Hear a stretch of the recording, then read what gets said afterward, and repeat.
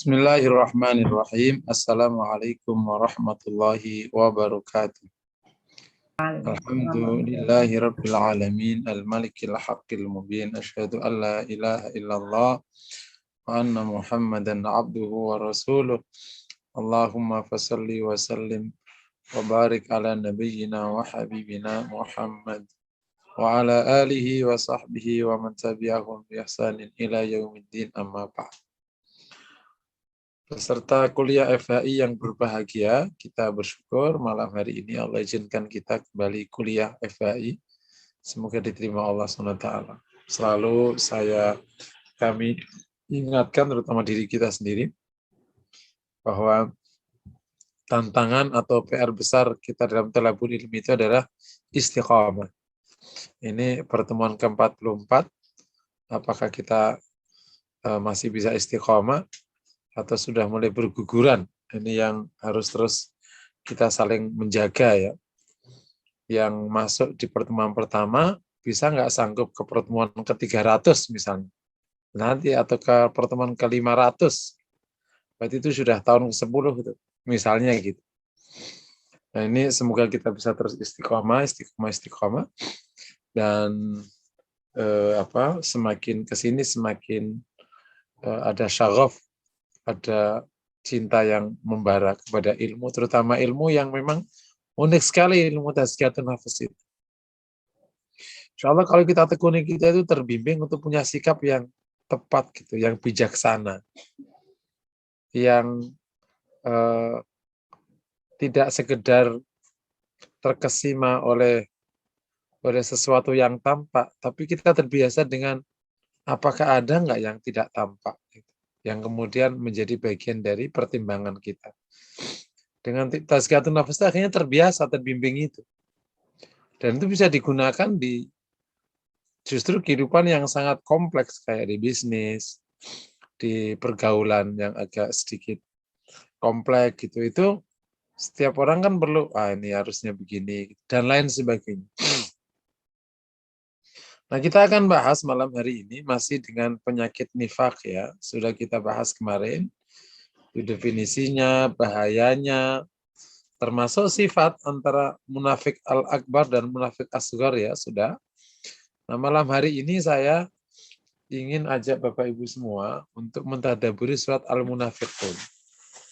Meskipun sebagiannya sudah kita bahas pada waktu bahas sifat munafik akbar itu, ayatnya memang dari situ. Cuman kita ingin mentadaburi. Kenapa?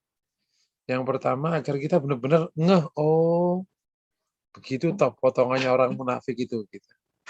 Yang kedua, berharap kita bisa menghindari. Karena kan munafik itu kayak penyakit, bisa menimpa orang mukmin gitu. Itu yang terpapar penyakitnya orang munafik. Jadi kayak orang kan bengek.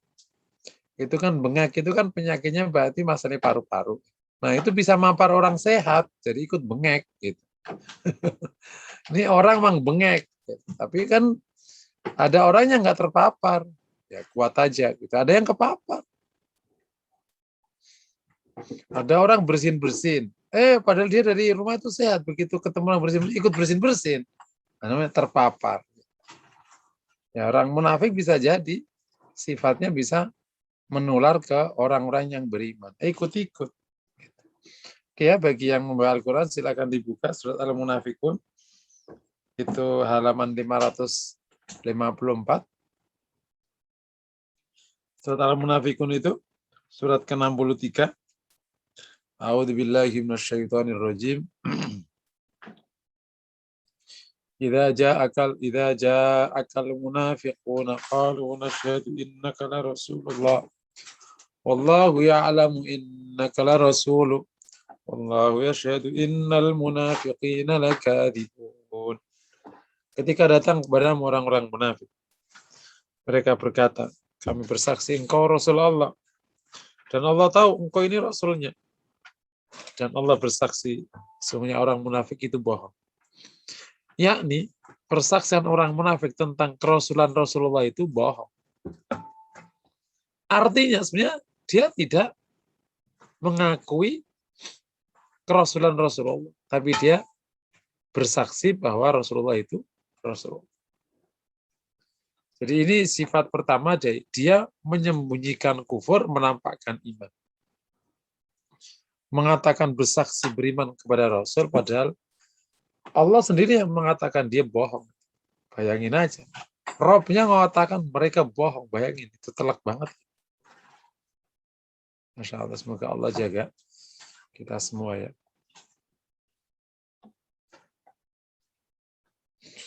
Ittakhadhu aymanahum junnatan fasaddu an sabilillah. Mereka mengambil sumpah mereka sebagai tameng.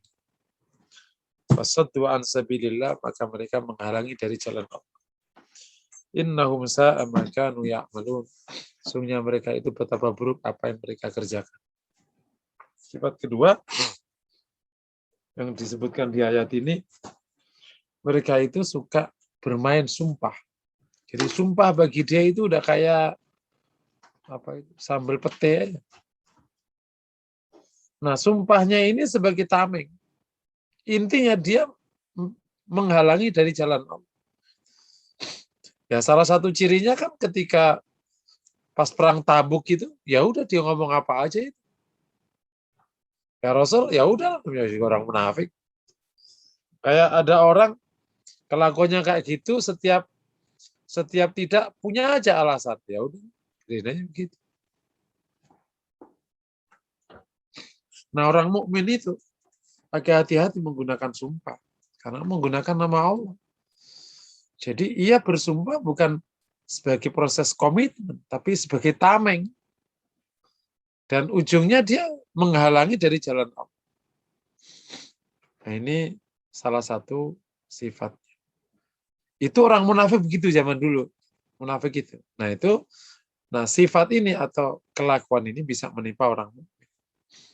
Makanya orang mukmin kok kena penyakit kayak gini bisa jadi itu menandakan memang di hatinya nifak atau memang sedang terpapar sehingga bisa jadi kemana-mana. Bisa dipahami ya. Jadi kalau ada orang mukmin, kalau terpapar penyakitnya orang munafik ada dua kemungkinan. Pertama, bisa jadi mulai terpapar penyakit. Kayak ada orang tadi, orang sehat mulai bengek. Oh ya terpapar. Ini orang sehat nih benar. Yang kedua, sebenarnya dia bengek selama ini. Cuman dia mencoba menutupi. Kebuka saat ketemu sama seorang bengek. Kira-kira gitu. Ya. Jadi, oh ternyata selama ini kayak tampak sehat. Ternyata. Jadi kalau mau dibelah itu dua. Ujungnya orang mukmin itu satuan sabilillah. Jadi memang tidak ingin Islam tegak, agama tegak, Islam syiar, orang pada taat. Memang gedek. Jadi itu yang semakin menjelaskan bagaimana orang, kalau ada orang mukmin itu kan suka Islam tegak. Kalau ada orang mukmin pasti suka Islam tegak. Kalau ada orang mukmin Islam tegak kok ruwet. Jangan-jangan memang dia agak-agak. Dipahami ya insya Allah ya.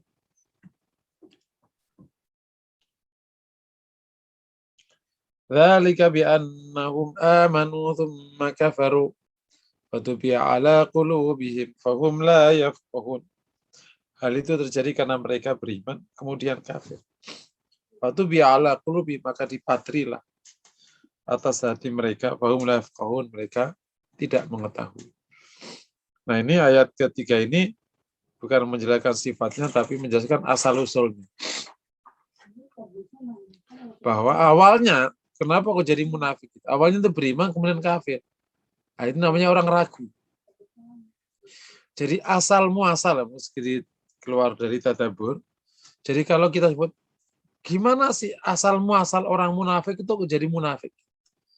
Kenapa nifak itu bisa nempel? Yang pertama, awalnya itu ragu.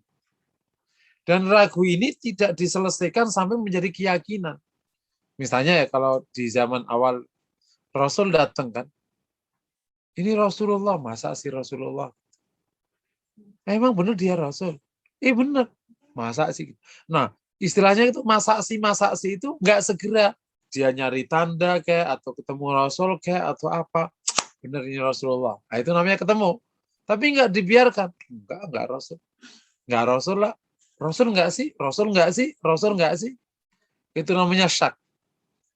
Itu yang Allah sebutkan. Fi qulubihim marad. Di hati mereka ada penyakit. Penyakit apa itu? Penyakit ragu. Nah yang benar kan kalau ragu klarifikasi. Sehingga ketemu. Ini enggak. Kenapa enggak? Karena ada faktor kedua. Faktor kedua adalah hubbul jahi wa dunia. Ia sangat mencintai posisi dan dunia. Jadi orang munafik itu, kenapa jadi orang munafik? Karena pada waktu Rasul masuk Madinah, orang-orang taat sama Rasul, padahal mereka ini adalah dulu pemimpin Aus dan Khazraj. Tapi begitu Aus dan Khazraj masuk Islam, ya dia pasti taat ke Rasulullah lah. Nggak mau lagi taat sama ketua kabilahnya. Sementara dia tidak berkutik. Mau ngelawan, nggak mungkin. Wong sama Madinah udah Islam semua. Gitu. Ya akhirnya pilihannya, ya dia harus ikut Islam. Kalau enggak, semakin nggak punya posisi. Dan tidak punya akses apapun kepada hidup di Madinah. Makanya disebutkan oleh para ulama, nifak itu terjadi ketika Islam itu kuat. Kalau Islam nggak kuat, ya nggak jadi orang nifak. Loh, bisa ngawur. Artinya, hubbul jahi wa dunia ini mencintai posisi dan ini bisa memicu orang jadi munafik ketika posisinya Muslim itu kuat. Karena akhirnya orang pura-pura Islam. Udah ragu, ditambah begini lengkap sudah. Nah, gitu. Ini makanya hubbul jahi wa dunia ini bisa menimbulkan banyak penyakit. Termasuk penyakit yang bahaya ini. Ya termasuk kan di akhir dunia kelak ada orang yang sampai itu menjual dunia padahal dengan harga yang sangat sedikit. Wa idza ra'aitahum tu'jibuka ajsamuhum. Kalau kau lihat mereka, maka badan mereka membuatmu terkagum-kagum. Jadi berikutnya sifat mereka orang munafik zaman dulu itu penampilannya menarik. Ya, makanya ini penampilan menarik ini hati-hati. Tapi apakah saya penampilan menarik itu berarti munafik? Enggak. Tapi orang munafik itu badannya mengagumkan. Kenapa coba? Karena dia orang yang sangat ingin pujian orang. Dia ingin posisi di depan orang. Bahkan sampai pura-pura Islam supaya dia punya posisi di depan orang. Makanya dia perhatian sama luar, penampilan, enggak gitu. Perhatian sekali. Orang mukmin enggak, urusan ini kan sama Allah. Ya penampilannya ala kadarnya aja gitu. Tapi apakah berarti orang mukmin yang urus sama Allah itu berarti tidak memberikan perhatian sama penampilan? Enggak boleh itu harus memperhatikan penampilan. Dari mana hadisnya? Kayak Rasulullah. Innallaha yuhibbu Allah jamil yuhibbul jamal. Allah itu indah, ia suka yang indah. Dan Rasulullah luar biasa. Dia diberikan karunia wajah yang nampan dan seterusnya. Ulama besar yang terkenal zaman siapa namanya Abbas, Ibnu Abbas, Allah kasih karunia badan yang tinggi, gagah, ganteng. Dan suatu saat ketika menghadapi kaum Qadariyah ya, di awal-awal Muawiyah atau akhir-akhirnya Ali bin Abi Thalib atau awal-awal Muawiyah, ada seorang sahabat, ya Ibnu Abbas, mahadal kibar. Kesombongan macam apa nih? Penampilannya keren banget kayak. Kata Ibnu Abbas, ini bukan kibar, ini bukan kesombongan. Ini aku lakukan agar orang tidak menolak perkataanku gara-gara pakaian. Kan ada orang kan, aduh Pak ya nih kayaknya rombeng banget nih, nggak bernilai, padahal memang sangat berbobot. Kadang orang lihat pakaiannya. Nah, Ibnu Abbas berpakaian yang sangat ini ketika menghadapi kaum Qadariyah. Jadi artinya tidak bisa menggunakan paham terbalik, tapi merupakan konsekuensi. Ketika dia punya sifat munafik zaman itu, maka badan mereka Masya Allah. Mengagumkan orang mukmin. Nah, orang mukmin kan kadang ya ada yang tidak punya. Nah, orang mukmin kan hidup kan urusan sama Allah. Ya kalau nggak punya, ada yang apa gitu. Tapi nggak sampai memaksa-maksa urusan badannya kan. Wa iyyaqulu tasma' liqaulihim. Kalau mereka berkata, kalian akan mendengar perkataannya. Ini apa? Kalau bicara itu memukau. Apakah berarti kalau orang mukmin bicaranya nggak memukau? Memukau. Rasul kalau bicara luar biasa. Cuman maksudnya ini, kalau ada orang memukau itu jangan serta-merta tertarik. Jangan-jangan kayak gitu. Jadi orang munafik punya dua ciri itu. Jadi inilah kemudian kalau orang tua kita dulu punya nasihat ya, pakai bahasa Jawa. Saya dadi wong ki ojo gumunan, ojo kagetan. Ini bagus tuh. Jadi jangan gumunan. Jadi jangan orang terkesima gitu. Biasa aja, biasa aja. Jangan kagetan gitu. Yang saya suka biasa aja. Ada orang biasa aja. Gitu. Supaya apa? Kita bersikap normal. Nah, ka'annahum khusyufun musannada, seperti pohon yang tersandar. Maksudnya apa? Ya kalau ada apa-apa, ya ambruk, wong nggak kokoh. Ya. Penampilannya nggak kokoh, omongannya nggak kokoh. Ambruk kalau ternyata terkuak. Gitu. Itu yang kemudian omongan berbusa-busa yang menarik, padahal sebenarnya itu penuh kebohongan. Penampilan yang keren padahal penuh tipuan, semua minjem, misalnya gitu. Jadi yang ini sekaligus juga menjadi panduan kepada kita. Bahwa orang munafik itu pernah menarik, ternyata khusyufu musanna atau pohon yang tersandar, sandarannya pergi ya jatuh. Yaitu ketika dia, badannya keren, padahal nggak ada isinya. Omongannya berbusa-busa, padahal penuh kebohongan. Ya kayak gitu-gitu. Yahsabuna kulla sayhatin alaihi. Mereka mengira setiap ada cerita itu atas mereka. Kan orang itu kalau ngomong bohong, apa aja kan ketakutan. Jangan-jangan kebongkar. Jangan kebongkar. Itu namanya yahsabuna kulla sayhatin alaihim humul adu fahdharhum. Qatalahumullah. Mereka itu musuh. Hati-hati dengan mereka. Semoga Allah merangi mereka. Fa'anna yufakun, bagi mereka bisa fa'anna yufakun. Anna yufakun.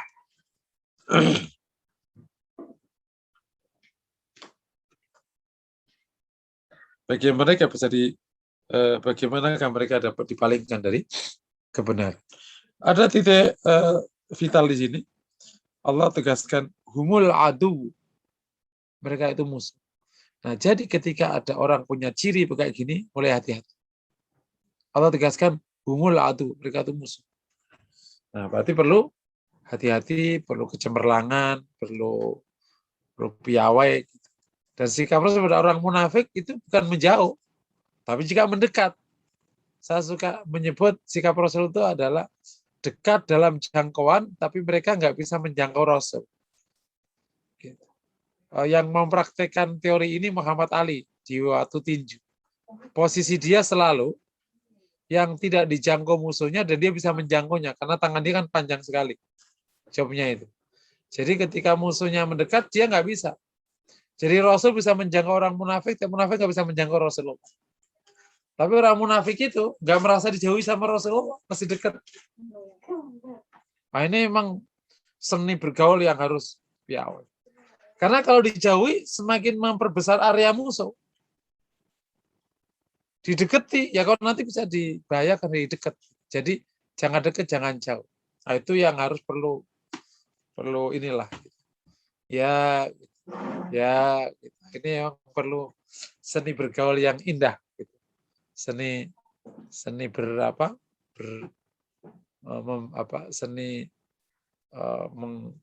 menyikapi orang yang seperti ini sifat. Berikutnya, wa idza qila lahum ta'alu yastaghfir lakum Rasulullah lawaw ru'usahum.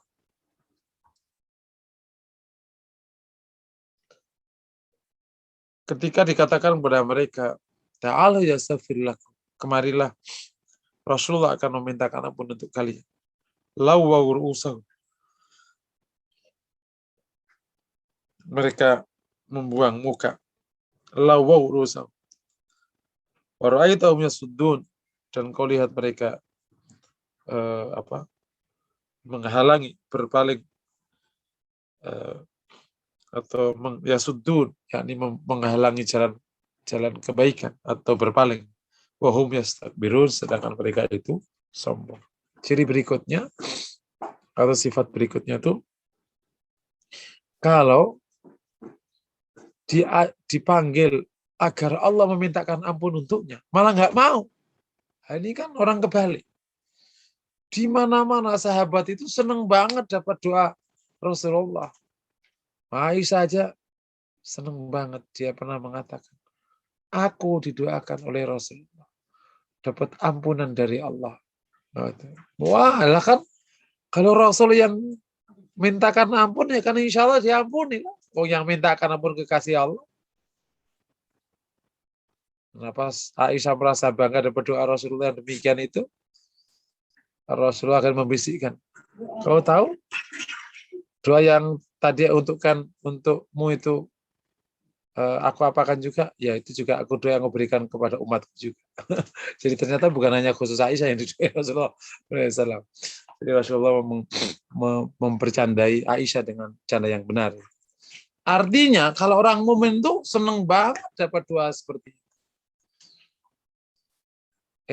Orang munafik karena memang tidak punya iman kepada Allah dan Rasulullah dan kepada akhir, dapat ampunan bagi dia nggak penting. Yang penting itu yang duniawi itu, yang posisi, popularitas apa saja namanya.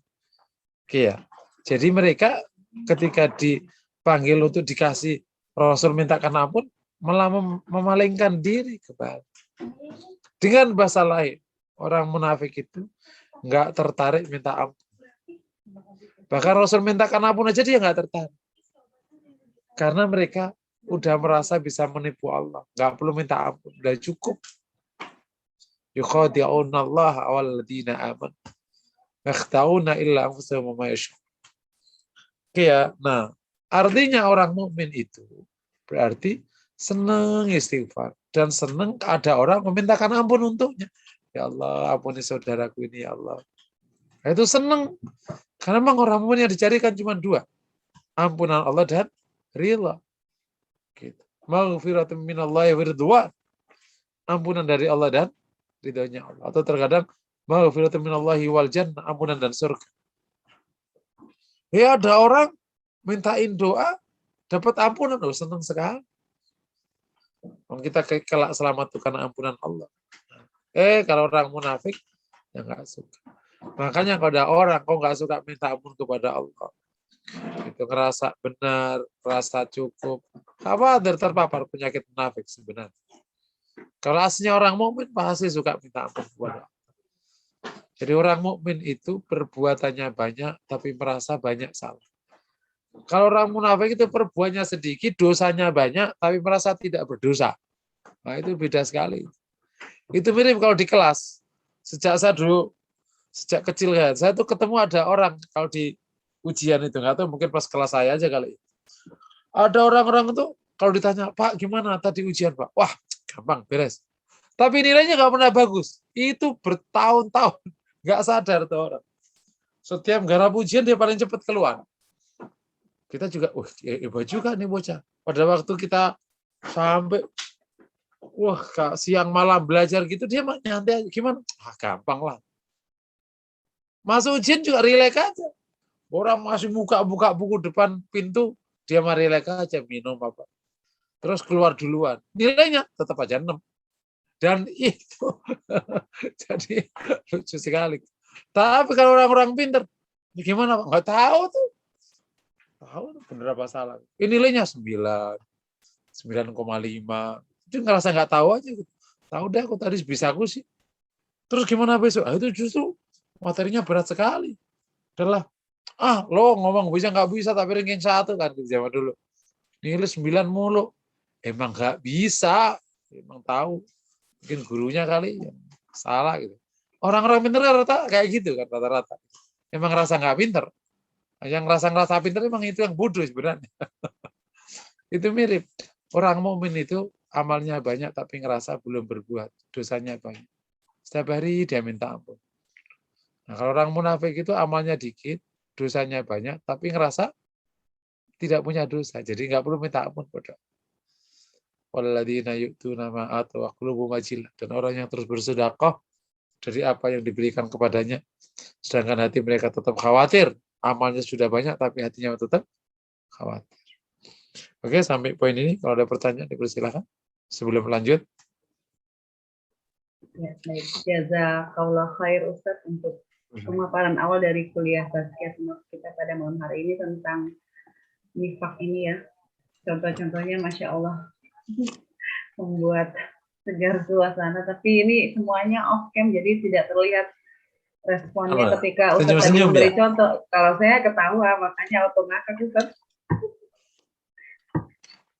Baik, bagi peserta kuliah yang ingin bertanya kepada Ustadz Muslim Fauzi, baik secara langsung maupun melalui chatroom, disilakan.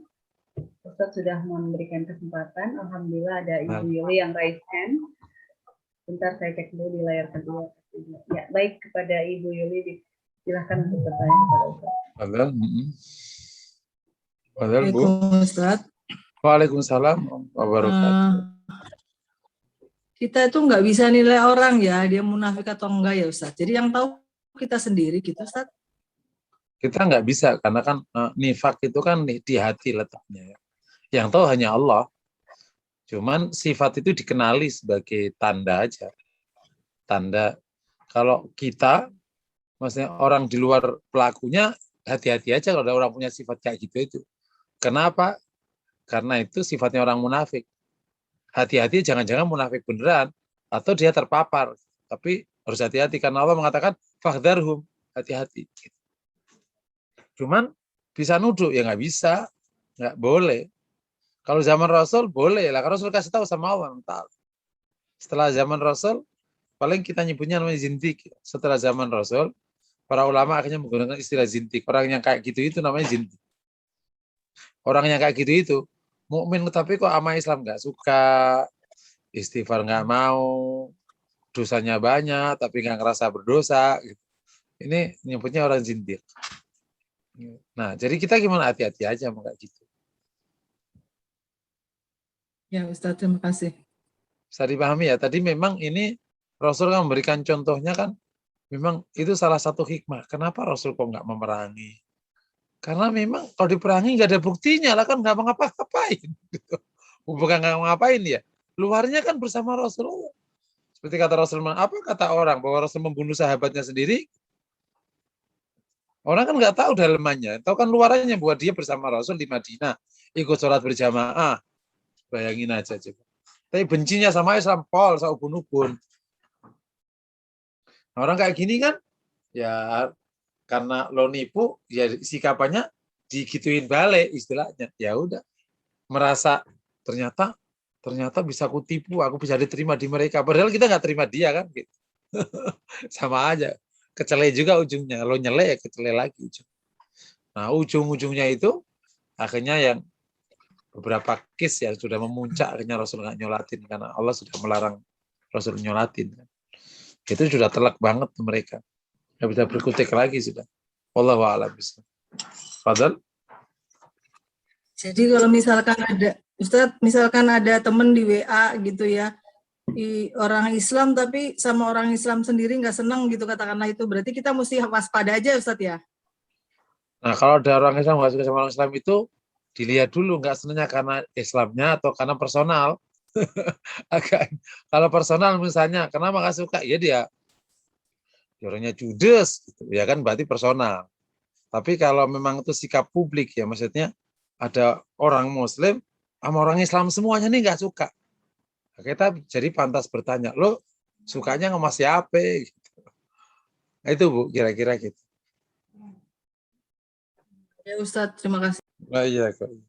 Alhamdulillah. Jazakallah khair Ustaz untuk jawaban dari pertanyaan Ibu Yuli tadi. Selanjutnya, peserta kuliah lain barangkali ada yang mau bertanya secara langsung pada Ustaz. Silakan. Ibu Eti, Resen. Siapa? Ibu Eti, Sofia, Resen. Bu Eti barusan ya? Oh iya, baru saja. Ya, Bu Eti di layar satu dari saya. Silakan Bu Eti. Terima kasih Ibu Iin. Assalamualaikum warahmatullahi wabarakatuh, Ustadz. Waalaikumsalam. Salah satu tanda munafik itu mungkin berbohong ya Ustadz ya. Itu munafik kecil ya, Ustaz. Oke, Fadil, Bu. Masih kecil. Ada orang dekat ya Ustadz ya, berbohong sekali diingatkan, tapi diulang lagi, diingatkan lagi. Nah, udah 3 kali berbohong, kita kan risih ya, punya teman dekat bohong. Akhirnya saya menjauh. Tapi di dalam Islam tuh ada juga tidak boleh memutuskan silaturahim. Sementara kita kan tidak mau terpapar juga kalau terus-terusan dekat dengan orang tersebut. Itu bagaimana? Mohon Iya. Terima kasih. Wassalamualaikum. Salam. Jadi memang Islam terutama yang konteks ilmu tazkiyah nafas itu kan ilmu bersikap ya. Ilmu bersikap sebenarnya. Ini menarik. Ini berbohong terus, jadi kita menjauh. Apa kita memutus rahim, apa tidak. Nah, kalau kita menjauh karena kita khawatir keburukannya, itu tidak dianggap memutus rahim. Tapi kalau kita menjauh, karena memang kita ingin menjauh, karena memang sudah nggak mempet sama dia, dan nggak ada alasan yang syar'i, itu baru namanya memutus rahim. Nah, untuk kasus ibu, kalau dia menjauh karena memang takut keburukannya, itu dianjurkan oleh agama. Ya. Kan ketika kita menghadapi keburukan itu, kita amar ma'ruf nahi munkar. Kalau nggak bisa, ya kita menjauh atau dengan hati. Itu justru yang harus dikerjakan. Kalau kita malah tetap bersama orang yang tadi, terus kita nyaman, ya khawatir jangan-jangan kita sebenarnya terpapar juga. Kenapa kok nggak ada resistensi? Iya, betul. Wallahu a'lam. Iya. Di samping itu juga kan suka gibah, sudah diingatkan. Gibah, iya. Jadi saya udah benar, Bu. Saya merasa tidak berdosa kalau berdasarkan jawaban Ustaz. Terima kasih Ustaz, jazakallah khair. Wah iya kok iya. Iya, dunia itu banyak kerang. Ada macam-macamnya. Ada lagi? Kita enggak kita lanjut. Saya cek sebentar Ustaz di layar 23 dan di chat room sepertinya belum ada ya. Mungkin bisa dilanjutkan dulu pembahasannya. Nah, ini kalau ada yang Pak Asril Rahim mau silakan mungkin Bu. Ya, Pak Asril Rahim baru resen. Silakan Pak Asril Rahim untuk bertanya langsung kepada Ustaz di sini. Ya, terima kasih Mbak Im. Oh Ibu. Ibu Im. Enggak, Asril nih. Saya Asril. Oh iya, silakan, oh iya Pak Asril, silakan Pak. Ya, Assalamualaikum Pak Musinin. Waalaikumsalam. Ada 2 pertanyaan Pak. Silakan, apakah orang yang munafik itu sadar nggak bahwa dia itu munafik? Lalu yang kedua, apakah sifat munafik itu bisa dihilangkan Pak?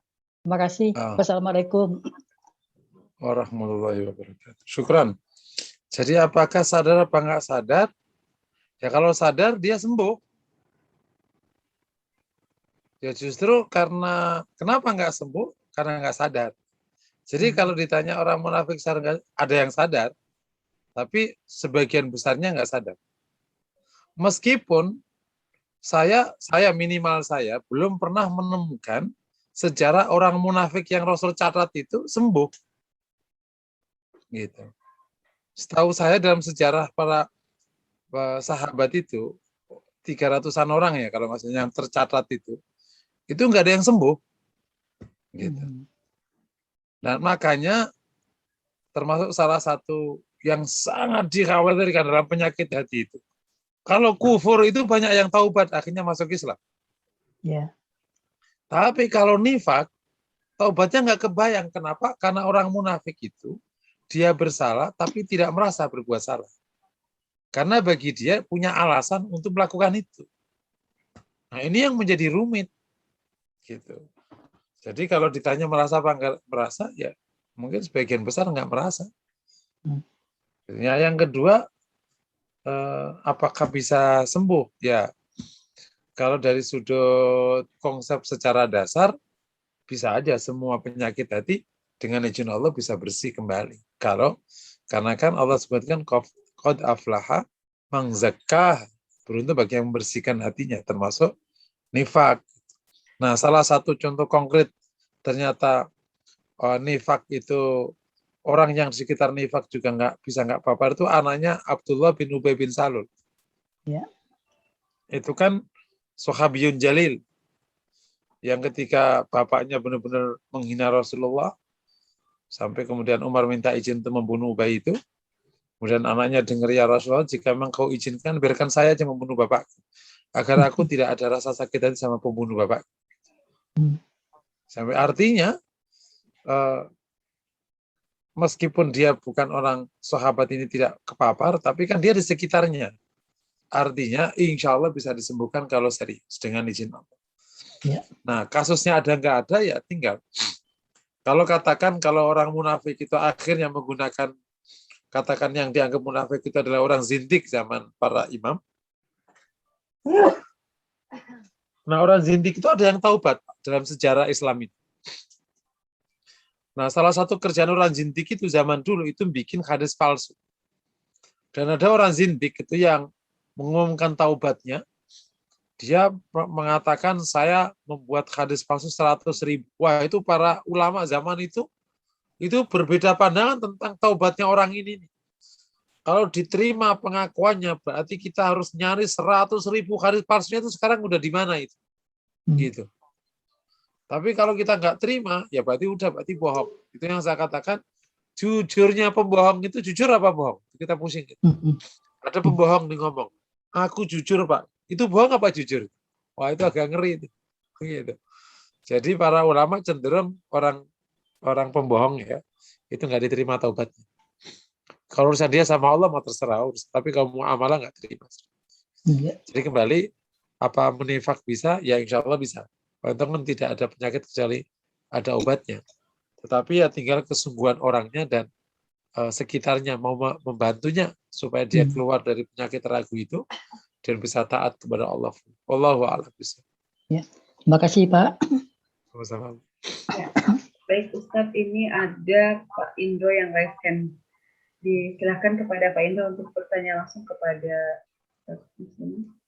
itu kayaknya ada Pak Indro sama Pak Indaryanto, beda kan ya? Pak Oh, beda. Indro ada dua ya?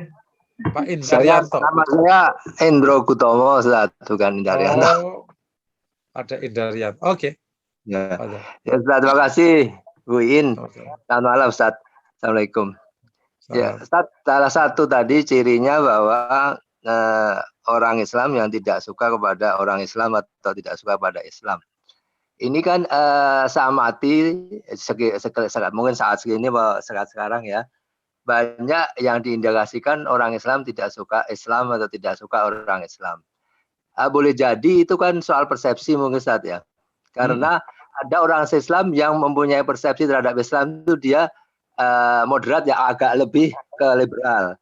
Nah, dia tidak suka pada orang yang mempersepsikan Islam itu lebih ke arah mungkin ekstrem kanan gitu ya.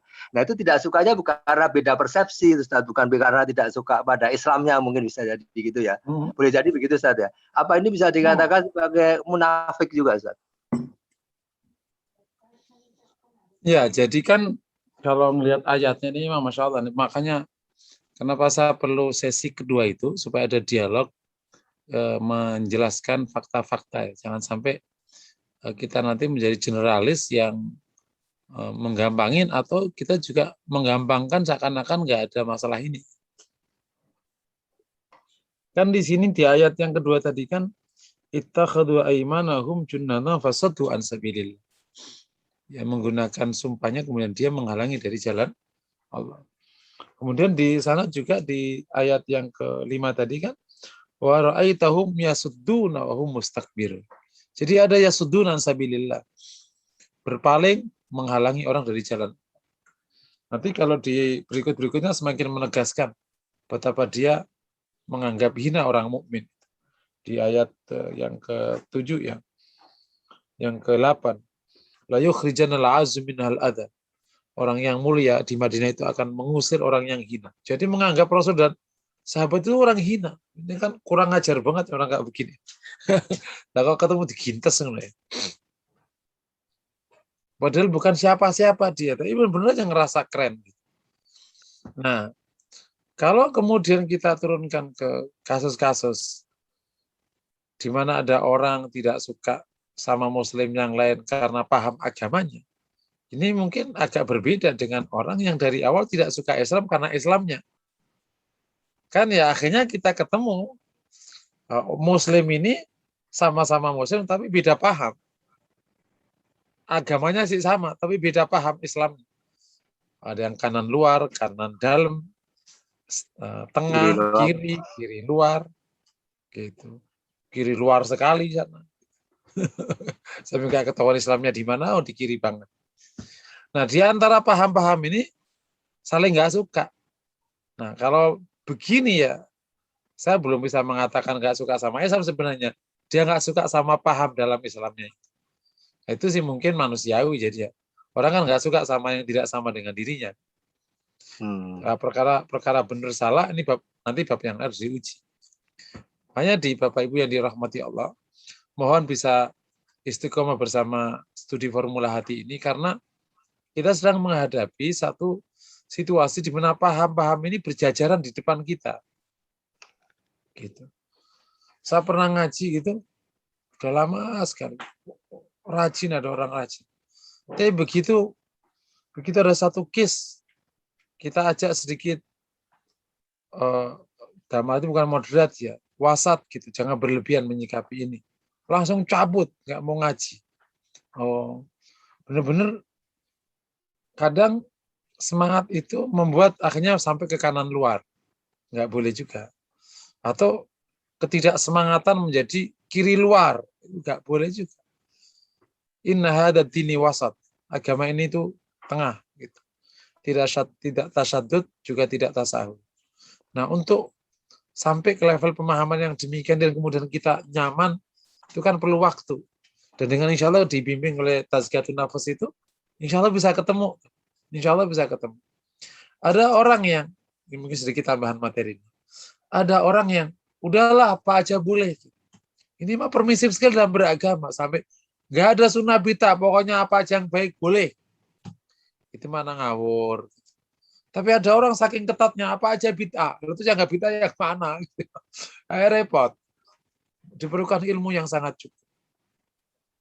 Ada orang saking semangatnya, semua sekarang udah salah semua nih. Kita sudah zaman akhir. Udah kita nunggu Imam Mahdi aja. Ini sudah ada yang benar semua ini. Yang benar berarti kue tok tau gitu. Ini berlebihan. Ada orang ya, udahlah sekarang zaman akhir lah. Yang penting masih Islam apa aja. Itu sama. Itu berlebihan di dalam gemampang. Pas di tengah gitu. Kayak Imam Bukhari itu loh. Dia benar gitu.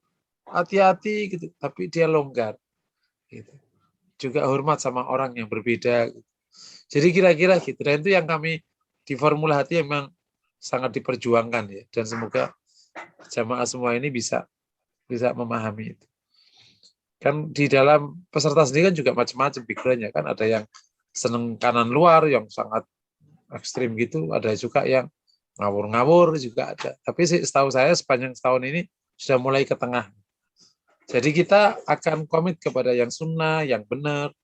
Tapi kita punya ruang ketika di fikih yang khilaf ya, ada ruangnya. Urusan akidah ya, nggak ada ruangnya.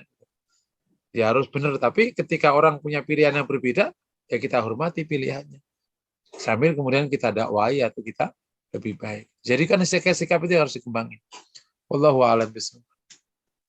Jadi Ustaz, kalau karena kurangnya ilmu ya Ustaz ya, karena jahil itu bisa bersikap seperti orang munafik ya, itu bisa disalahkan karena tidak berilmunya atau karena disalahkan karena munafiknya gitu ya. Ya ini bisa double ini. Kalau ada orang sekarang sampai akhirnya, aku juga kasihan pernah ada salah satu jamaah itu. Sampai segini, udah sepuh gitu. Tapi demikian ada semacam kebencian lah karena beda paham, tapi kebencian meninggi gitu. Pak tak gituin. Mendingan Bapak aja baca buku sama istighfar aja udah gitu. Nanti kalau Bapak dikasih data bingung Bapaknya begitu. Tak gituin sampai gitu. Kalau Bapak nanti tak buka-bukain datanya nih Bapak bingung. Mendingan udah kalau memang Bapak nggak setuju ya sudah, nggak setuju aja. Kan? Kalau Bapak misalnya mau ini ya udah nanti Bapak malah malu bukain data gitu. Dan seterusnya. Karena kan nggak semua orang tahu pergaulan di level yang paling ini kan. Kadang orang ikut-ikutan juga. Dan seterusnya. Jadi kalau ditanyakan karena kebodohannya kemudian menjadi kayak gitu, ya dapat dibenarkan ya nggak bisa. Wong hari gini ya kebodohan itu sudah nggak ada alasannya. Harus tahu loh, wong ilmu seluasnya kayak gini diakses kemanapun. Duduk sambil bantalan aja bisa ngaji sekarang kok. Ngopi, ngeteh, apa aja sambil ngaji. Yang ngecopor terus ustadznya doang sendirian. Fadal. Ya, makasih Ustaz. Jazakallah Jadi hari ini kalau sampai ada orang nggak tahu tentang Islam yang benar itu, kayaknya bukan alasan yang dapat dibenarkan. Nggak mau tahu Ustaz berarti ya. Iya, nggak mau tahu bukan karena nggak tahu. Iya. Ya, syukur Ustaz. Oh, iya. Baik, jazakallah khair Ustaz untuk jawaban dari pertanyaan Pak Indro. Saya coba cek dulu di layar kedua di laptop saya. Apakah ada yang lain kan? Layar ketiga di chat room. Oh, di Bu Siva ada pertanyaan dari Bu Siva. Tapi baru saya assalamualaikum kita dia. Saya coba. Oh, ini ada pertanyaan dari Ibu Syifa Ginting. Izin saya bacakan Ustaz. Ustaz, jika ada seorang teman yang suka berhutang tapi tidak pernah mau bayar, dan sepertinya dia memang selalu melupakan kalau punya hutang. Jika saya sengaja menjauh, apakah tindakan saya diperbolehkan? Tapi hutangnya semua sudah saya ikhlaskan, hanya tidak mau saja terus dekat dengan beliau, Ustaz. Jadi ilfil ya mungkin.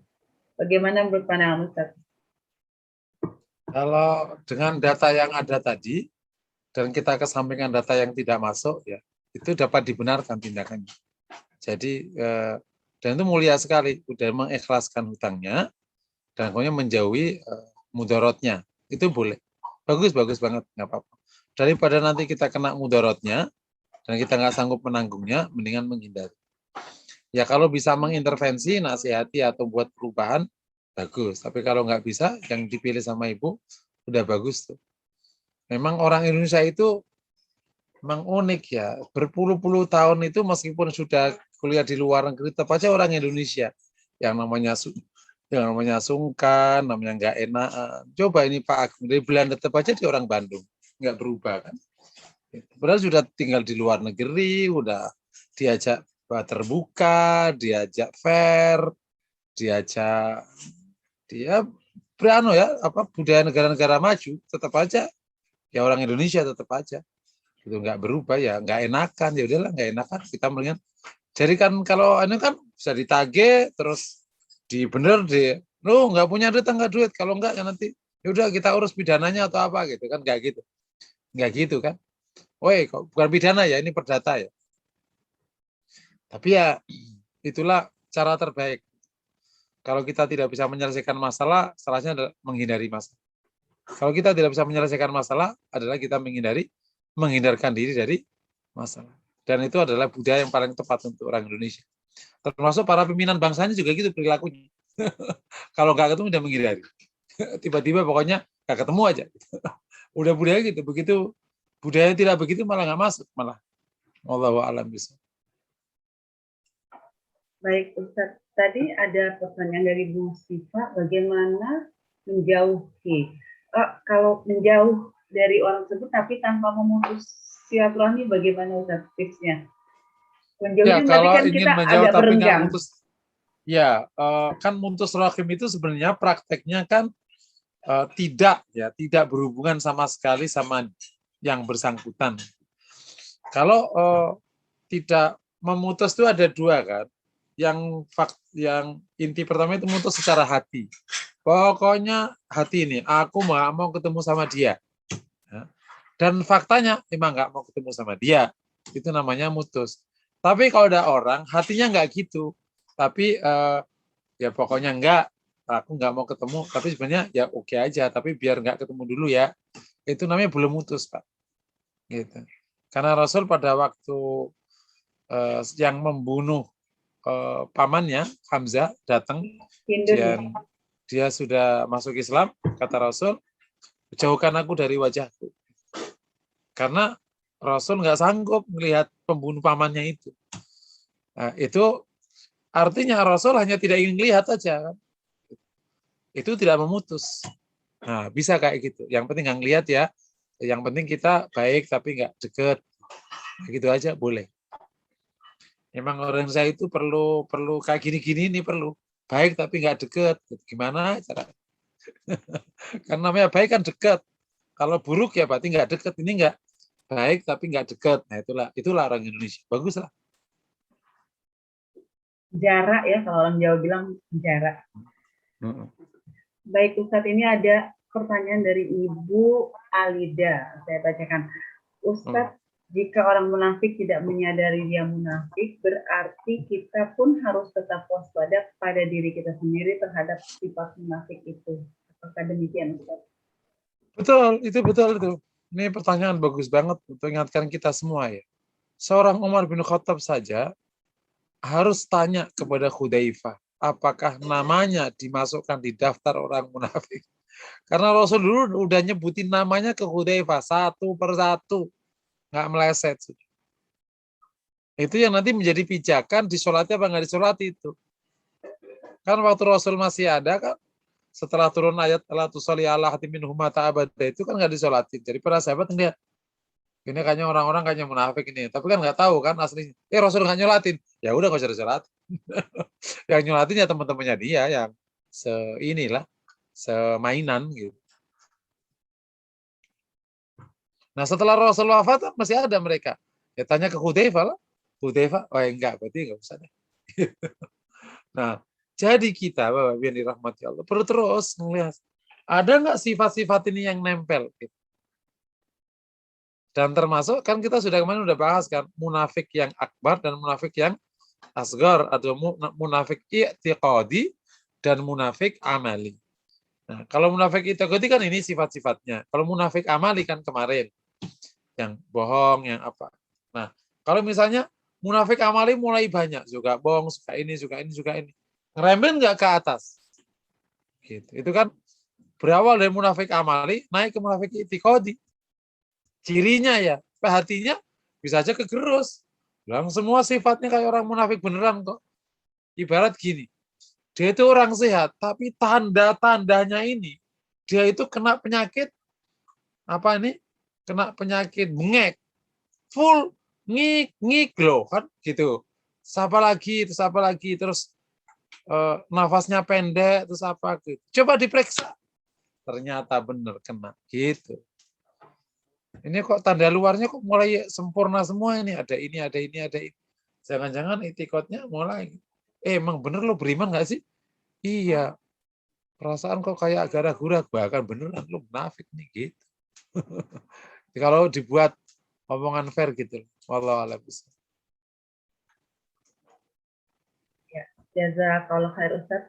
Mungkin bisa kita lanjutkan materinya. Lanjut, ya. Sepertinya belum ada yang akan kembali. Iya, di ayat ke berikutnya yang ke-6. Sawa'un 'alaihim sawa'un 'alaihim astaghfarta lahum am lam tastaghfir lahum la yaghfirullahu lahum innallaha la yahdil qaumal fasiq. Jadi orang munafik tadi kan dipanggil Rasul dimintakan ampun kan nggak mau. Ditegesin sama Allah. Kau mintakan ampun atau tidak kau mintakan ampun, tidak bakal diampuni. Allah tidak memberikan ampun kepada orang-orang fasik. Di ayat ini nomor 6, Allah tegaskan orang munafik nggak bakal diampuni sama Allah. Artinya kecuali dia minta ampun ya. Jadi mirip dosa nifak sama dosa kufur itu kan sebenarnya sama kan, sama-sama kufur sebenarnya. Cuman kalau kufur dohirnya kufur, kalau nifak kan dohirnya enggak. Sama-sama nggak diampuni. Jadi kapan diampuni? Kalau taubat orang serius. Tapi kalau dosa yang lain kan seandainya ada orang punya dosa selain kufur, terus lupa minta ampun, itu Allah bisa ampuni tanpa minta. Mungkin, artinya ada kemungkinan Allah akan ampuni. Dan berikutnya dari ayat ke-6, orang munafik itu Allah sebut sebagai fasik. Apa itu? Tukang berbuat dosa. Emang iya. Kalau orang terpapar munafik, gampang sekali berbuat dosa. Kenapa? Lah kan memang dia nggak beriman sama Allah, ngapain taat gitu. Ngapain taat gitu. Ya dosa apa aja di jalan. Dan dia nggak ngerasa berdosa. Nah kan bisa ditutupi.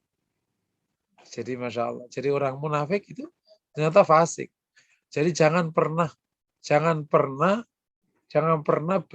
bermimpi ada orang kok nggak suka sama Islam, terus tidak berbuat dosa, nggak usah mimpi, nggak tampak aja itu. Gitu kira-kira.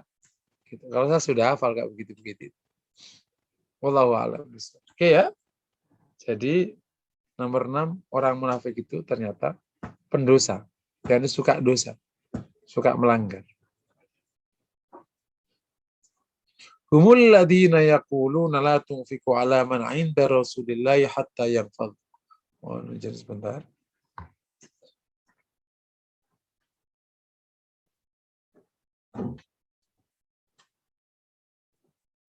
Mereka berkata, humul ladina yaqulun, mereka berkata, la tunfiqu ala man 'inda Rasulillah, jangan berikan infak pada orang yang di sisi Rasulullah. Hatta yang fadlu, sehingga mereka itu bubar. Jadi orang munafik itu punya sifat waktu itu ya. Itu jangan berinfak di tempat Nabi sehingga orang-orang pada bubar. Apa sih gitu? Mereka menganggap bahwa para sahabat yang datang ke Nabi itu karena ingin dapat makanan dari Rasul. Dan sumber makanan Nabi kan salah satunya dari hadiah para sahabat. Nah, orang munafik itu ngocok-ngocokin orang. Jangan infak ke tempat Nabi. Gitu. Sehingga nanti majelis Nabi bubar. Berarti orang tidak banyak ke tempat Nabi. Karena nggak ada makanan. Paham ya kira-kira? Jadi, orang ke tempat Nabi aja enak melihatnya. Orang munafik itu. Dan mereka punya pandangan, orang ke tempat Nabi itu bisa bubar kalau tidak ada apa-apa di situ. Jadi mereka ngukur orang lain kayak diri, yang serba kepentingan, yang serba bohong, naudzubillah. Oke ya, bisa dipahami ya. Jadi ada orang ngaji aja itu enak, gitu. Kok bisa? Gitu. Kalau bahasa kita kan sekarang ngaji ya. Ada orang ke tempat Nabi kan, ingin dapat ya apapun urusan dengan Rasulullah. Nah itu orang munafik senang kalau mereka bubar. Caranya jangan dikasih infak di situ. Dipikir kalau sudah dihentikan urusan materinya itu bubar. Karena mereka kan apa aja kepentingan. Apa aja kan urusan duniawi kan orang munafik. Nah, Allah tegaskan, walillahi khazainus samawati wal ardh. Yang Allah yang punya gudang langit, gudang di bumi. Walakinnal munafiqina la yafqahun. Tapi mereka orang munafik itu enggak paham. Memang kalau kau tahan ada infak ke tempat Nabi memang enggak ada apa-apa. Cara banyak sekali Allah kasih orang yang di sekitar Nabi tadi. Oke ya, ciri berikutnya ingin sekali orang itu bubar dari Rasulullah. Ya kalau sekarang ya ingin sekali orang itu tidak datang ke majelis ilmu, tidak tahu agama, tidak dekat para ulama, ya kan gitu kan? Datang ke tempat Nabi itu kan gitu. Datang ke majelis Rasulullah kan ya sekarang ke majelis para ulama bisa mendapatkan tausiah para ulama. Nggak mau tuh maunya biar bubar gitu. Caranya jangan dikasih infak, dipikir semua orang itu datang untuk ngaji karena kepentingan. Padahal orang-orang mukmin datang kemanapun karena Allah SWT. Jadi nggak ngaruh. Kecele orang munafik. Oke ya, itu ciri berikutnya. Lanjut. Yaquluna la irraja'na ilal Madinah. Mereka berkata, kalau kami kembali ke Madinah, la yukhrijanal azu minal adzal. Sungguh orang yang mulia akan mengusir orang yang hina. Nah, siapa orang yang mulia? Orang munafik. Yang hina siapa? Rasul dan para sahabat. Jadi orang munafik itu ngerasa dia paling mulia. Dan orang muslim itu hina. Nah, kurang ajar memang enggak gini-gini. Kalau orang mukmin gimana? Kalau sama mukmin dia rendah hati, dia saling menyayangi, sama-sama mukmin. Orang munafik enggak, sama orang mukmin itu menghina banget. Nyebutnya adal, orang hina. Makanya kalau ada orang, saya suka ngatain kan, kalau ada orang supir angkot 03, ini selalu saya berikan contoh ya, karena saya orang di Depok ya, 03 itu angkot yang paling fenomenal, karena 24 jam berjalan. Itu Depok Parung, sampai sekarang nggak berubah. nggak ada Depok Bintaro, nggak ada Depok Parung.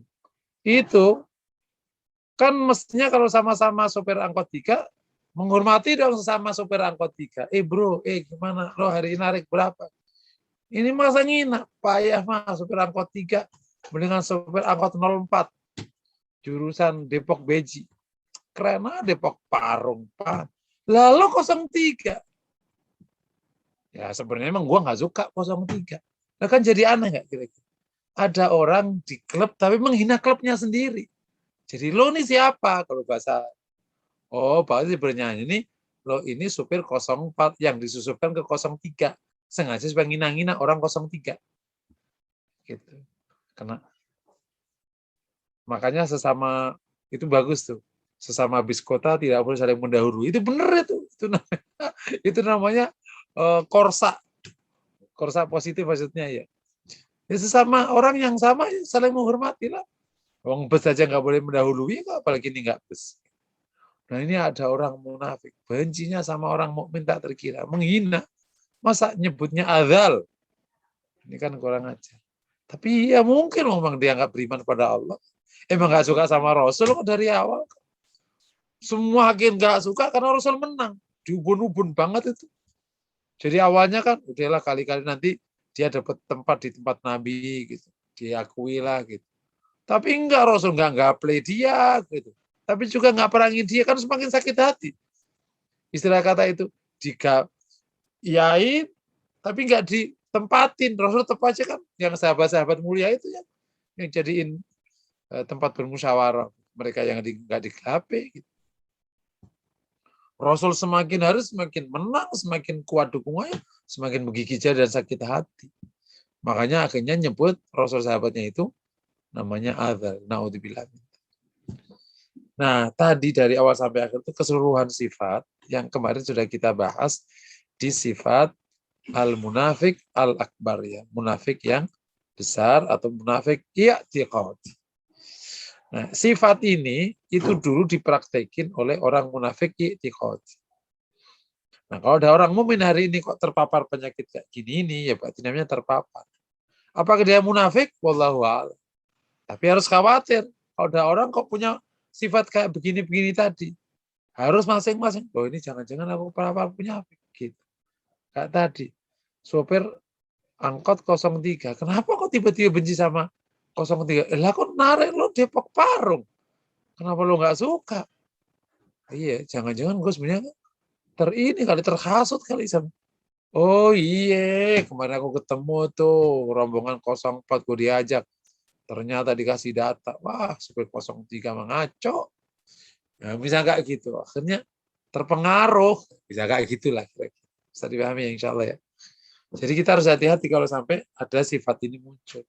Termasuk kalau sifat munafik amali atau munafik asghar kok mulai muncul, bahaya. Kalau amali itu kan perbuatannya itu. Perbuatannya sudah munafik gitu. Yang suka bohong, berkhianat, berjanji nggak tepat, dan seterusnya. Nah, itu kalau udah kayak gitu hati-hati. Masya Allah. Cuman kabar buruknya orang munafik suka nggak sadar. Makanya perlu disadarkan. Hati-hati loh, terpapar tuh penyakit. Gitu. Enak tuh kalau ngomongin kalau punya teman deket kayak gitu. Kenapa? Lompat banget sama gue. Gitu. Maksudnya, lo orang Islam yang senang sama orang Islam kenapa sih? Nah, makanya saya selalu ingatkan, kalau kita sama Muslim itu, udahlah lihatlah agama dia. Nah, kalau ada pandangan yang agak berbeda, ya diklarifikasi, diajak supaya ketemu. Jangan sampai ada orang Islam nggak suka sama Islam dan nggak suka Islam ini tumbuh. Dan bisa jadi itu karena pendidikan. Wallahu a'lam bishawab. Nah, poin yang ingin saya sampaikan sebagai poin akhir sebelum diakhiri ya, sudah 0919 ya. Bahwa gimana tadi kan salah satu ada dua sebab utama ya orang kita kena penyakit nifak. Yang pertama itu maradus syak, awalnya ada ragu. Kedua ditambah karena dia ada kepentingan, ya kan? Jadilah munafik itu. Itu zaman Rasul zaman itu dulu. Nah, kalau sekarang gimana? Ya bisa aja complicated. Gitu. Tapi nggak jauh dari dua hal itu. Wah, ini bagusnya gini deh, bagusnya gini deh. Nah, apakah antara munafik sama mujamalah itu sama? Beda. Munafik itu urusan benar-benar antara luar sama dalam beda. Ya kan? Ada kebohongan macam-macam. Kalau mujamalah itu memang etika dan cara berbuat baik kepada yang tidak disukai. Orang tidak suka itu boleh. Orang nggak suka. Asal nggak suka kepada yang memang boleh tidak sukai, namanya keburukan. Nah, kalau ada orang yang tidak suka pada keburukan, tapi demi menjaga diri maka dia berbuat baik, itu bukan munafik, namanya mujamalah. Paham? Jangan sampai nanti seakan-akan siapa saja yang berbeda antara luar sama dalam munafik, itu namanya munafik istilah sosial. Ada orang, wah munafik lo kan suka sama dia, pura-pura nggak suka, jadi lo nggak mau. Tadi kesini lo pura-pura diem, masuk alim, itu bukan munafik, itu namanya orangnya malu, bukan munafik. Munafik lo, nah gue nih fair nih, gue emang orangnya begini, emang kacau, tukang mabuk, nih fair daripada lo, gitu soal alim di belakangnya. Itu bukan soal alim, memang ya orangnya masih etikanya begitu, orang di sini kita paham ya. Jadi jangan sampai istilah munafik diperluas ke istilah sosial-sosial yang nggak genah-genah itu. Nanti malah aneh. Munafik itu ya begitu, yang tidak beriman tapi ngaku iman, atau yang dia mengerjakan satu di antara 4 hal itu, namanya munafik amali. Ya udah, itu namanya munafik ya begitu itu. Jangan diperluas kemana-mana. Udah orang luarnya sama dalamnya nggak sama, tergantung konteksnya. Ya kalau nggak sama itu siasat, ya bukan munafik. Kalau nggak sama itu masuk kategori nifak karena bohong misalnya.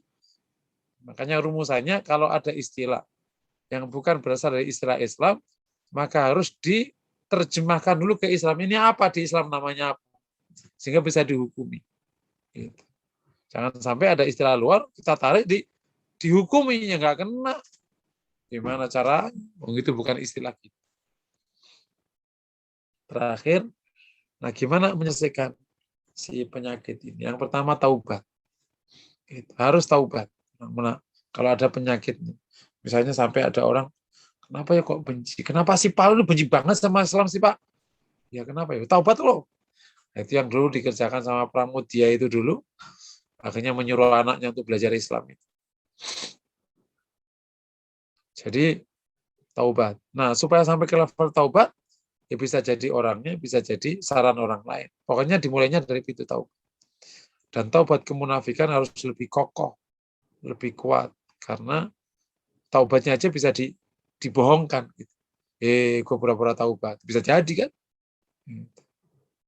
Karena kan taubatnya itu kamuflase, supaya diterima lagi. Wah, itu repot lagi. Taubat aja pakai dusta. Jadi yukhadi'unallah, menipu Allah. Tapi insya Allah kalau taubatnya beneran, semoga Allah selesai.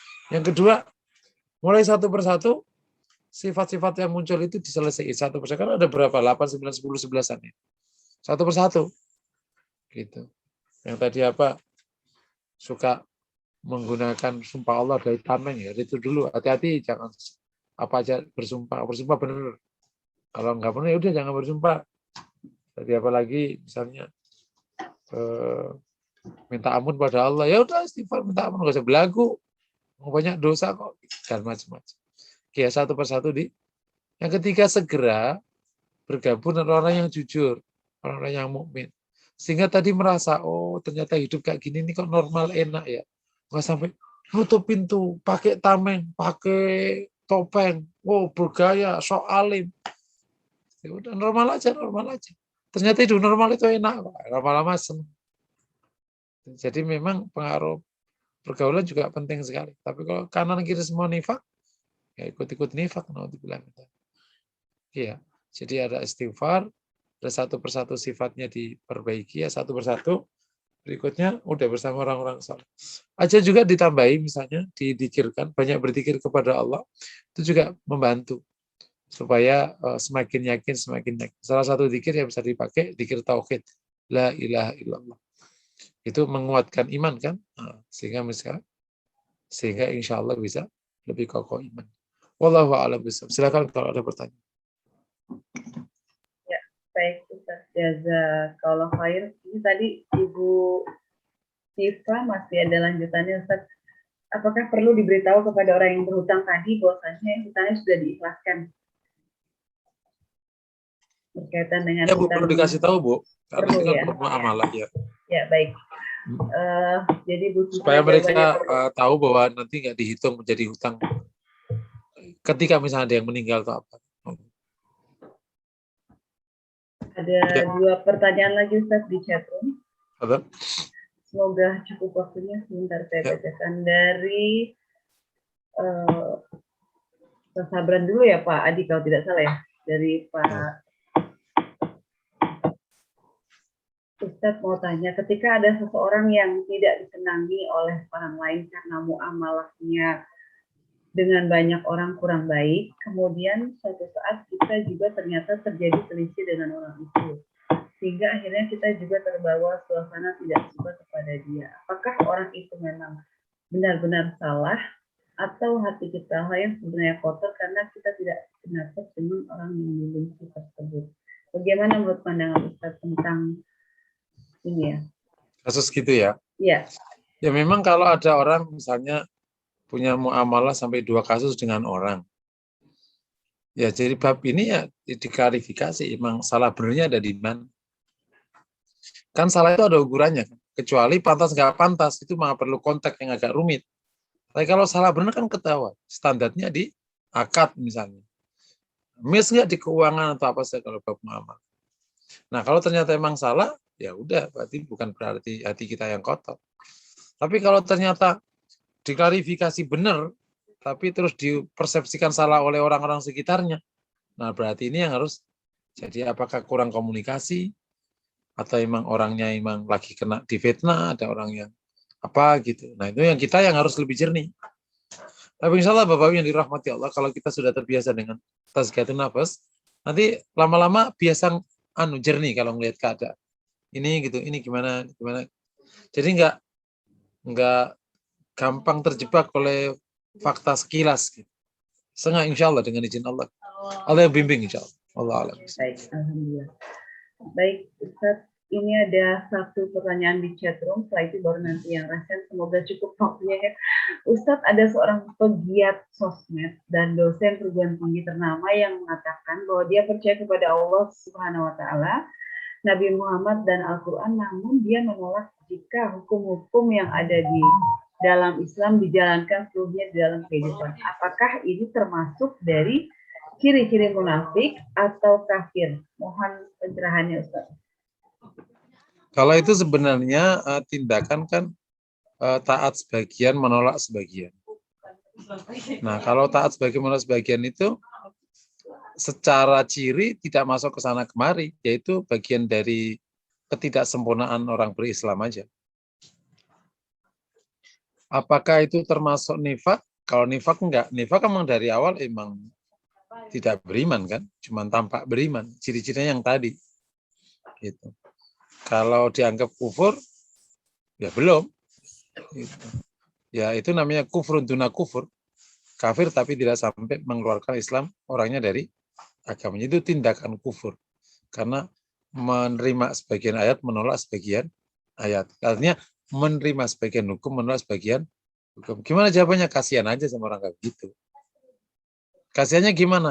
Ya kalau dia mikir beriman yang benar ya harus terima hukum Allah. Saya pernah dialog kayak gitu. Emang Bapak mau ngapain?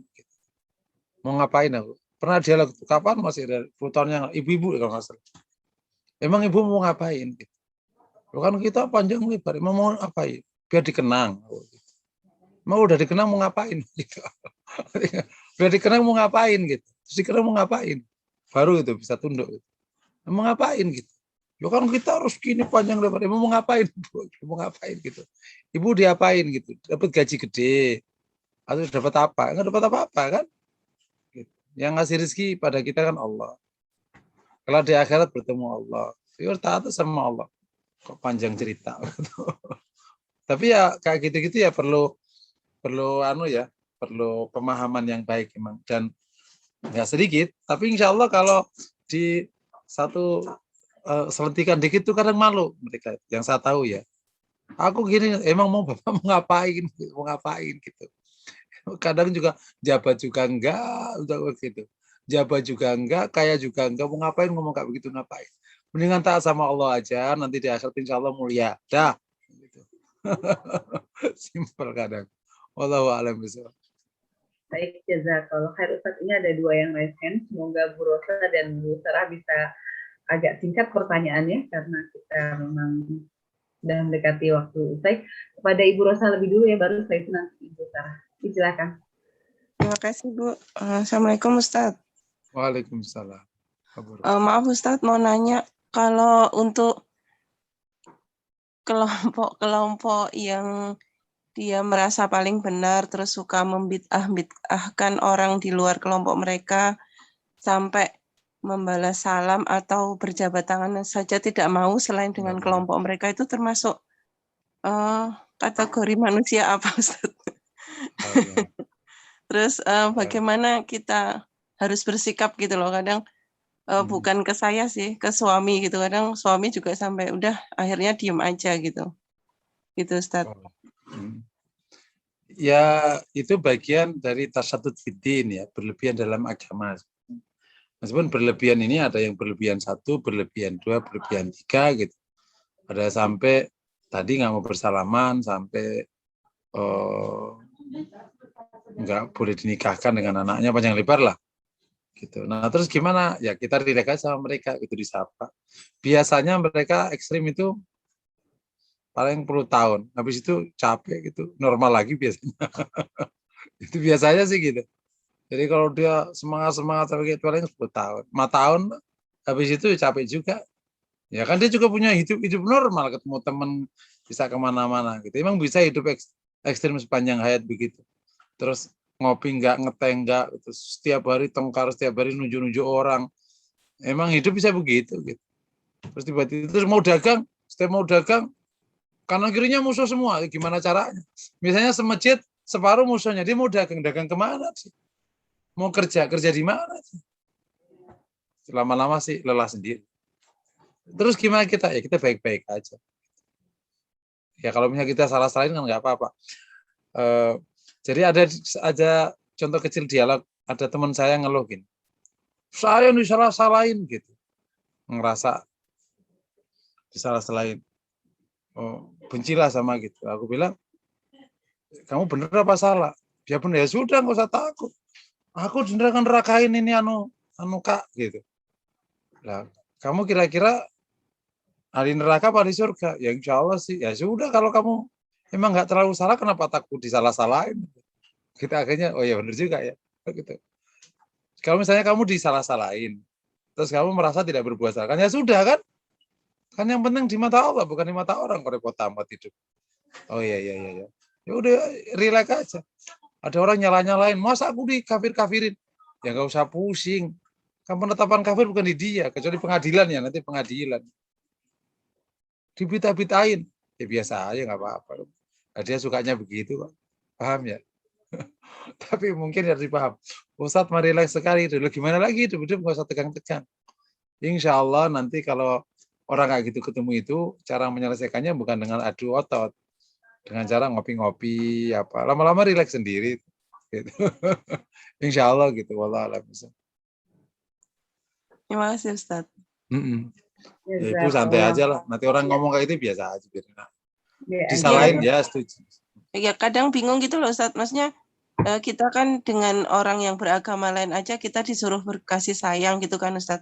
Ini yang sama-sama satu agama kayaknya musuh banget gitu. Kalau ngelihat itu kayaknya udah kayak mau diapain. Mau apa, biarin aja lah. Ntar juga ini sendiri. B aja ya kalau prinsip Ustaz. B aja Bu. B aja kata Ustaz tadi kan. Benar Bu, B aja. B aja. Baik, ini ada satu lagi yang present Ibu Sarah, dipersilakan. Bismillahirrahmanirrahim. Assalamualaikum warahmatullahi wabarakatuh. Apa Ustaz? Waalaikumsalam. Mengenai tadi Ubay bin Salul ini kan legend dengan tokoh kemunafikannya. Ini sejarah, ada histori sifat nifak ini apakah pernah terjadi di kaum Ad, Samud atau kaum Saba? Ini terjadinya sifat ini tuh apakah hanya terjadi di umatnya Rasul saja atau nabi sebelumnya? Sebelumnya. Oh, iya.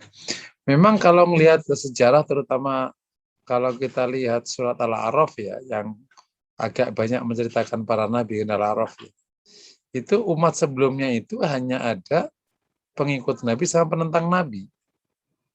Nah, yang munafik-munafik begini ini secara khusus memang adanya di umat Rasul gitu. Nah, salah satu sebabnya karena Rasul kan langsung mengambil memenangkan semua pertarungan kan, dan mengambil kekuasaan kan. Gitu. Dan munafik nggak tumbuh di tengah orang yang lemah. Jadi pada waktu Nabi Musa misalnya, Fir'aun tumbang, tapi kan Musa nggak membuat kekuasaan, nggak membuat kerajaan. Gitu. Demikian misalnya Nabi Hud, memang tumbang, tapi Hud kan tidak. Gitu. Nah, waktu zaman Rasul, langsung kan Rasul memerintah sana. Jadi kokoh sekali Rasulullah SAW. Itu salah satu analisisnya. Tapi lebih daripada itu, ya hanya Allah yang tahu. Karena kan kita dapat cerita seperti ya dari Quran. Wallahu a'lam bishawab.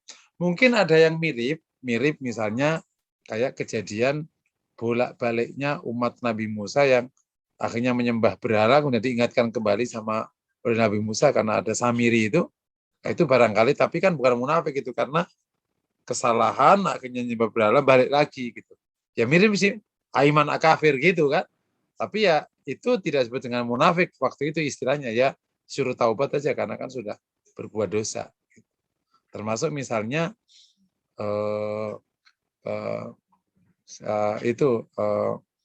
misalnya pengikutnya, tapi ya nggak sampai munafik. Tapi kan kayak misalnya istrinya Nabi Lot, satu sisi bersama Nabi Lot, sampai satu sisi kan dia kolaborasi dengan musuhnya Nabi Lot istilahnya kan, yang malah ngasih tahu ada tamunya Nabi Lot yang ganteng itu. Nah itu kan perilakunya ini kan mirip perilakunya orang munafik, tapi itu ya disebut orang kafir aja. Gitu. Wallahu a'lam. Jazakallah khair Ustaz untuk jawaban pertanyaan dari Ibu Sarah tadi. Alhamdulillah semua pertanyaan sudah dijawab oleh Ustaz sebelumnya. Sebelum kita berpisah, izinkan saya membacakan informasi dulu dari Formula Hati Institute bagi peserta kuliah yang ingin memberikan donasi terbaiknya atau info terbaiknya untuk kelangsungan dakwah Formula Hati Institute dapat mengirimkannya ke Bank Syariah Mandiri dengan nomor 700491734 atas nama Ibu Triyuli Purwantini, dan untuk konfirmasi ke nomor handphone 087889437521. Semoga mendapat balasan dari Allah Subhanahu wa taala dan menjadi amal jariah bagi kita kelak. Amin ya Allah ya rabbal alamin. Terima kasih untuk kebersamaannya kita kuliah sampai saat ini, juga kepada Ustadz dan Pak Adi. Terima kasih juga kepada peserta kuliah yang mungkin menyimak melalui YouTube. Tadi ada beberapa yang japri dan konfirmasi, saya menyimak dari YouTube. Semoga bermanfaat. Amin. Dan kita akhiri kajian kita kuliah Tazkiyatun Nafs kita ini dengan membaca istighfar 3 kali. Astagfirullahaladzim, astagfirullahaladzim, astagfirullahaladzim. Dan kita tutup dengan doa kafaratul majlis. Subhanakallahumma wa bihamdika asyhadu an la ilaha illa anta astaghfiruka wa atubu ilaik.